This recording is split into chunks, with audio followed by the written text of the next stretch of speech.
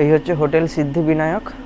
তো আমরা দুদিন আজকে 3 দিন রাদার 3 দিন এখানে ছিলাম। তো যাওয়ার আগে ভাবলাম হোটেলটার একটা ভিডিও করে দিই। এই হচ্ছে হোটেলের এন্ট্রান্স। এটা অ্যাকচুয়ালি লজ বা কমিউনিটি হল টাইপের, তো এই জন্য এখানে বিয়ে বাড়ি বা কোনো বার্থডে অনুষ্ঠানও হয়। আর এই যে সেজন্য একটা গ্রাউন্ড রয়েছে, এখানে প্যান্ডেল করা হয় এবং সেই সঙ্গে এদিকে একটা দোতলা বিল্ডিং রয়েছে, এর মধ্যেই আমরা ছিলাম। তো আমরা গ্রাউন্ড ফ্লোরেই ছিলাম। এদিকে আরেকটা বিল্ডিং রয়েছে, এটাও বিশাল বড়, যথেষ্ট বড়। এখানেও কি রুম টুম আছে নাকি? এখানেও লোক থাকে না এমনি বিয়ের সময়, বিয়ে বাড়িতে কাজে লাগে?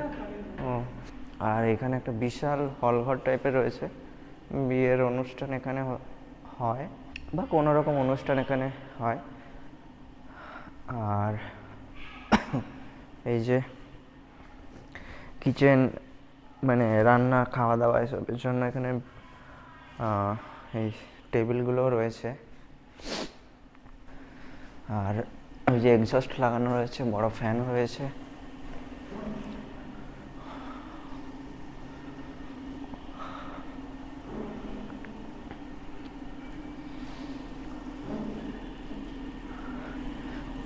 আমি রুমটা একটু দেখিয়ে দিই।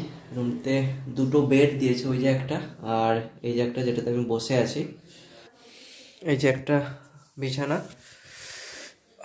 শীতকাল যেহেতু তাই এসি রয়েছে, কিন্তু এসি যেহেতু চালাবো না, তো এসি যদি অন হতো তাহলে হয়তো আর 500 টাকা বেশি যেত। আর এই যে আলমারি একটা রয়েছে ছোট্ট দেখে, আর এই যে ছোট্ট একটা আয়না রয়েছে, আর এই যে দরজা। আর এইটা হচ্ছে বাথরুমটা, ওই যে কুমোট রয়েছে দেখতে পাচ্ছ, আর এই যে বেসিন, সেই সঙ্গে জলের বালতি, আর ওই যে রয়েছে গিজার, যেটা মোস্ট ইম্পর্টেন্ট। এবং গিজার আমি এসে অন করেও দেখেছি, সুন্দর কাজ করেছে আর ভালোই রুমটা। আর যদি তোমাদের এই হোটেল বুক করা দরকার থাকে তো তোমরা বুক করতে পারো, আমি আমার ডেসক্রিপশান বক্সে ইনার নাম্বার দিয়ে দেবো। আমি বলবো যারা পুরুলিয়া ট্যুর প্ল্যান করেছেন তাদের জন্য পুরুলিয়াতে থাকাটা বেস্ট, কারণ এছাড়া অন্যান্য জায়গায় অনেক হোটেল রয়েছে, পাহাড়ের কোলেও অনেক রয়েছে, কিন্তু সেসবের চেয়ে এই জায়গাটায় থাকাটা বেটার হবে। তার কারণ এখান থেকে আপনারা অনেকটা দিক কভার করতে পারবেন। প্রথম কথা, অযোধ্যা পাহাড়ের সাইডটা, এছাড়া গড় পঞ্চকোট, এই সাইডগুলো আপনারা কভার করতে পারবেন। তো সেজন্য এই পুরুলিয়া মানে মাঝখানেরটা থাকাটা খুবই ভালো। এবং পুরুলিয়া পর্যন্ত অনেক ট্রেনও আসে, কিন্তু সেই তুলনায় অযোধ্যা পাহাড়ের দিকটা অত ট্রেন থামেও না। তো পুরুলিয়া স্টেশনে নেমে পুরুলিয়ার কাছাকাছি কোনো একটা হোটেল থাকাটা বাঞ্ছনীয়। আর হোটেল সিদ্ধিবিনায়ক যেটা, এটা আমার কাছে খুবই ভালো লেগেছে। এর যে ওনার মিস্টার সৌরভ দা, সত্যি ওনার যে সাজেশানটা দারুণ আমার কাজ করেছে। কারণ আমিও ফার্স্টের দিকে ভেবেছিলাম ওই অযোধ্যা পাহাড়ের সাইডেই থাকবো, বলরামপুর বা ওই বরাভূম ওই সাইডে, কিন্তু উনি বললেন আপনি পুরুলিয়াতে থাকুন, আপনার দুটো দিক কভার হয়ে যাবে।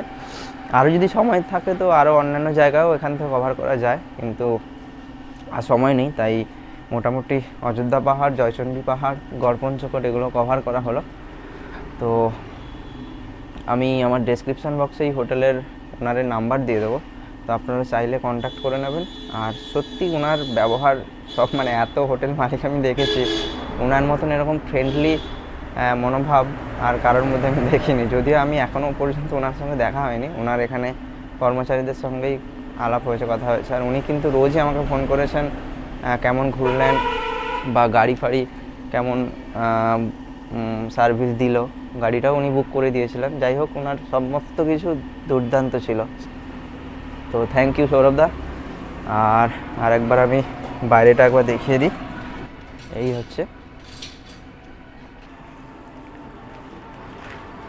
ওই দিকটা চলে গেছে স্টেশন, আর এখান থেকে স্টেশন জাস্ট হার্ডলি 500 থেকে 550 মিটার হবে। তো হেঁটে 5 মিনিটই লাগবে।